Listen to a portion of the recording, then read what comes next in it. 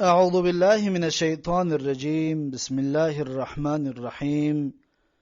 الحمد لله، الصلاة والسلام على رسول الله، ثم أما بعد.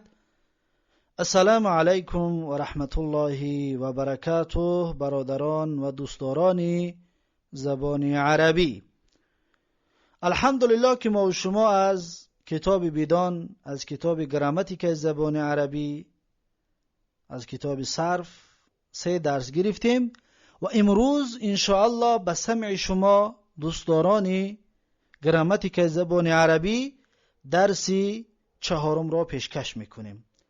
و درس گذشته، درس 3 ما و شما اقسام اسم و فعل گرفتیم از دیدگاه حرف.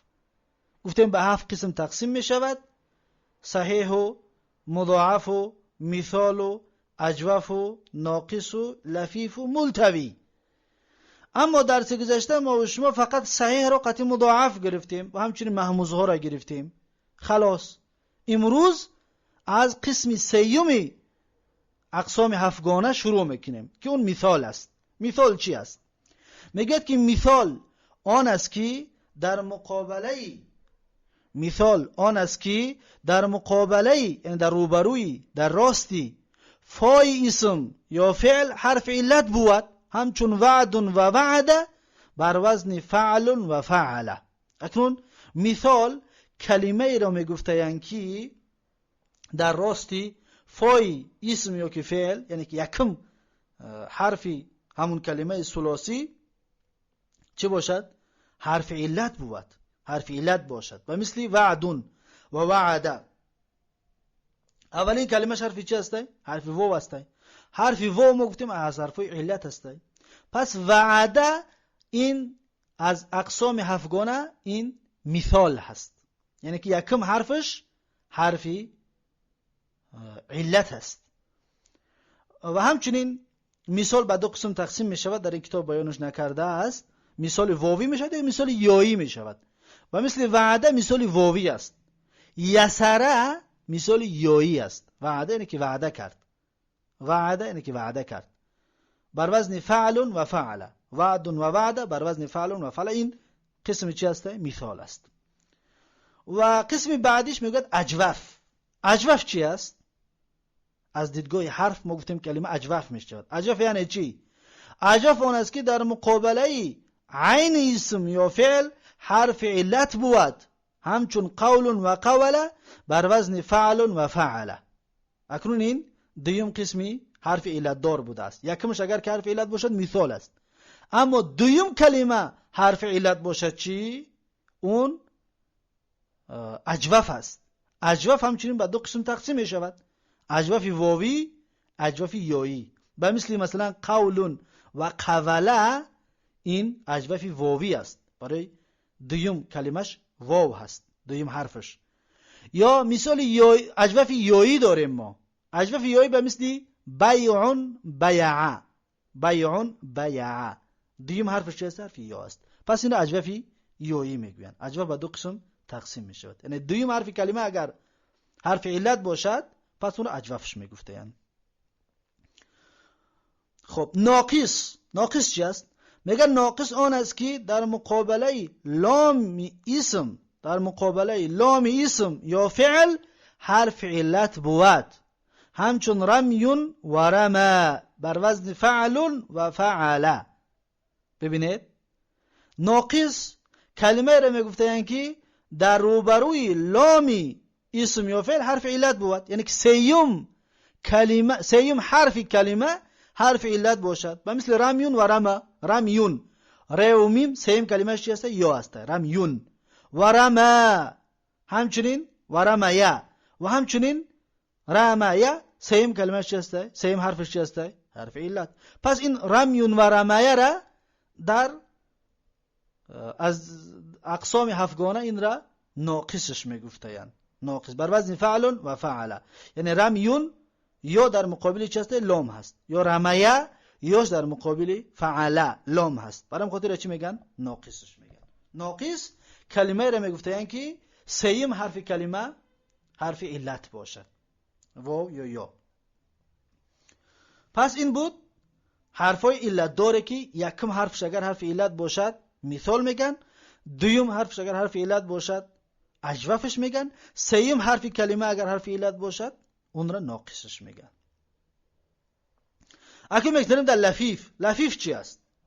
میگه لفیف آن است که در مقابله عین و لام اسم یا فعل حرف علت بود، همچون قوی و قویه بر وزن فعل و فعله.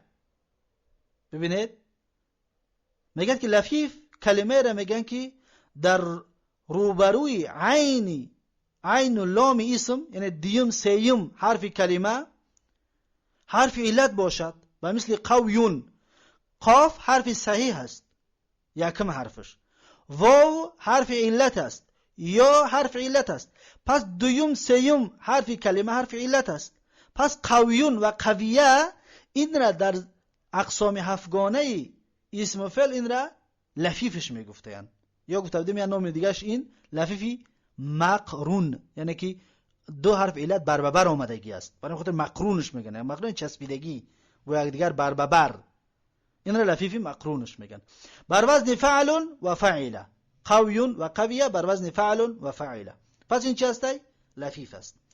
قسم ششم و آخرین قسمی کلمات اقسام اسم و فعل این چی است؟ از دیدگاه حرف این ملتوی هست. گفتم یه نام دیگر این چی است؟ لفیفی مفروق.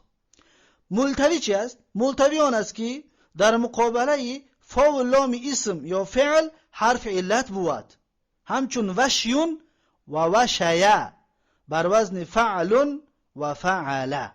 ببینید ملتوی کلمه را میگفتن که در روبروی فای کلمه، یعنی که یکم حرفش و سیوم حرف کلمه حرف علت باشد، و همچون وشین و وشیه. وشیون ببینید واو حرف علت است، یکم کلمه، یکم حرف کلمه.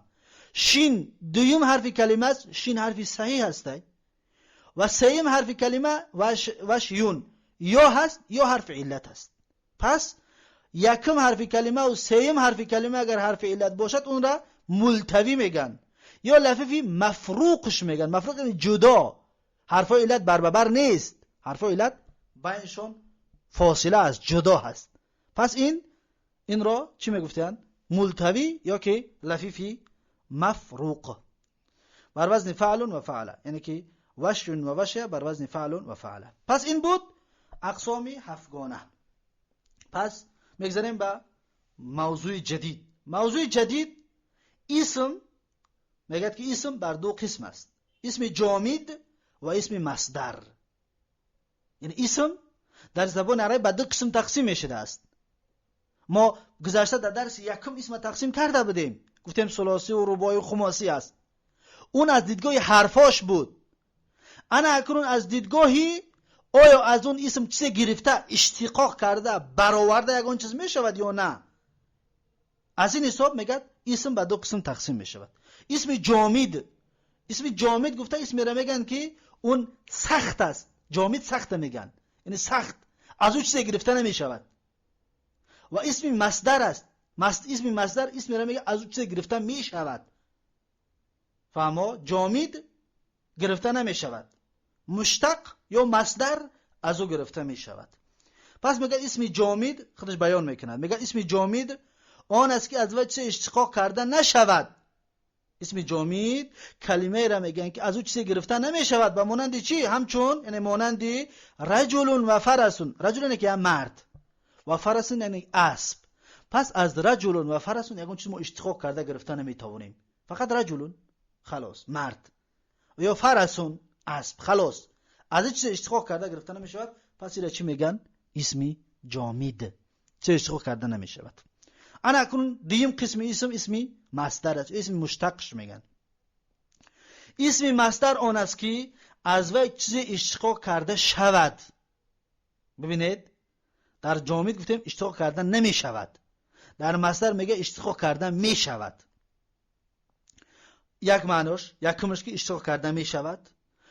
دوم از معناش میگه که و در آخر معنای فارسی او دال و نون باشد و یا تا و نون باشد.